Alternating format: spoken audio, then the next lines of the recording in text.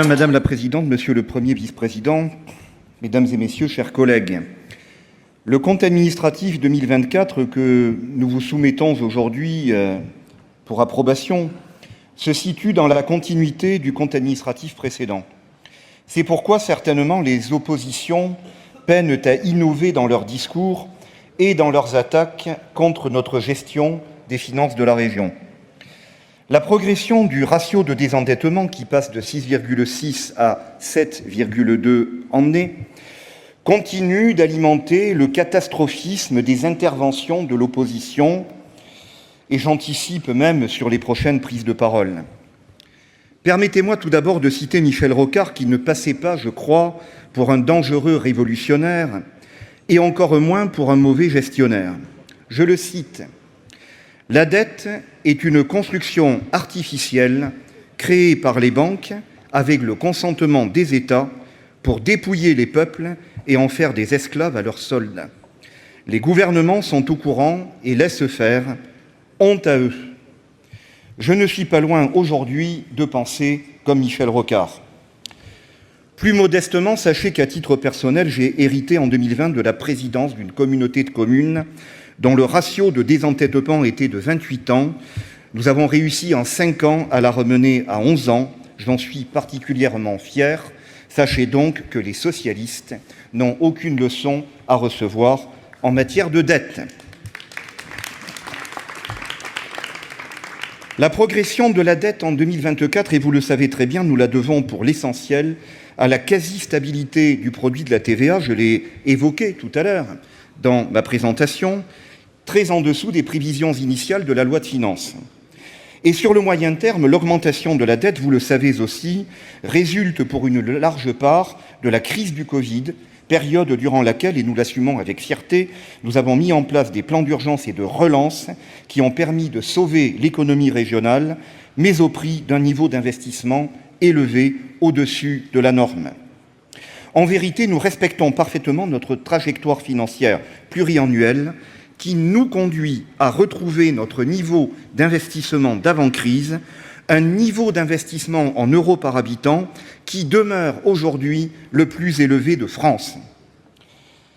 Alors, quand j'entends M. Guiral, des élus de la droite républicaine, nous donner des leçons de gestion, je me sens obligé de rappeler que, concernant la dette au niveau national, ce sont sous les gouvernements de droite, gouvernement Balladur puis sous Nicolas Sarkozy, que la dette de notre pays a le plus augmenté. Alors j'ai parfois l'impression, quand je vous entends, messieurs, d'avoir affaire à un chauffard qui a mis la voiture dans le fossé et qui maintenant voudrait nous faire repasser le permis de conduire à nous. Curieux. Il est aussi surprenant de voir le RN nous reprocher une baisse des investissements lorsque l'on sait que les derniers rapports de la Cour régionale des comptes portant sur Beaucaire ou Perpignan pointent précisément le niveau alarmant de sous-investissement dans ces deux collectivités gérées par le RN. Vous voudriez que nous investissions plus tout en faisant moins de dettes.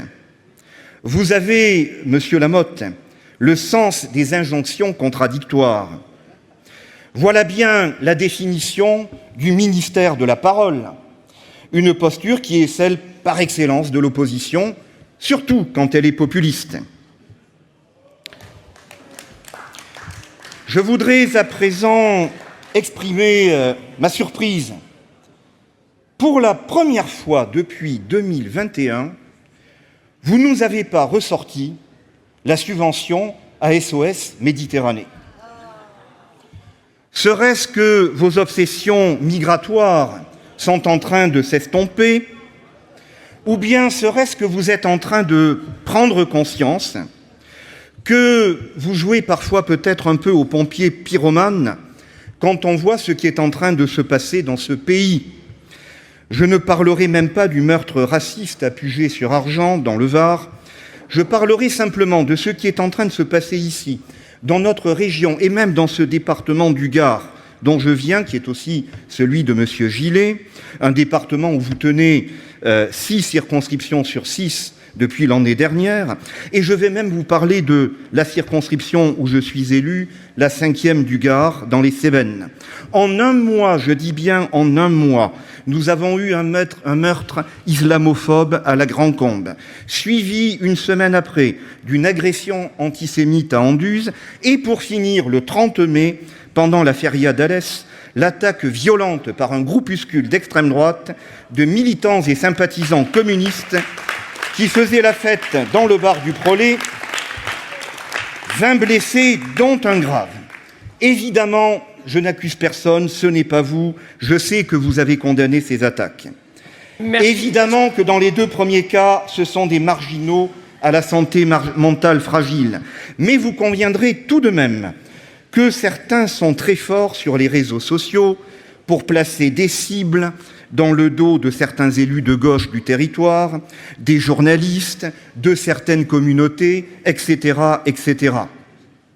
Les mots, qu'ils soient dits ou qu'ils soient écrits, ce sont des armes. Et ces armes arment parfois le geste de criminels déséquilibrés. Merci de conclure. Alors, puisqu'il paraît que vous êtes devenu un parti respectable et respectueux de la République et de l'État de droit, je vous le dis, tenez vos troupes, tenez certains de vos collègues élus et cessez, et je le salue enfin, de stigmatiser les immigrés à longueur de discours. En 30 ans d'engagement politique et en 24 ans de mandat de maire, jamais je n'avais connu un tel climat de guerre civile dans le département du Gard. Je vous remercie.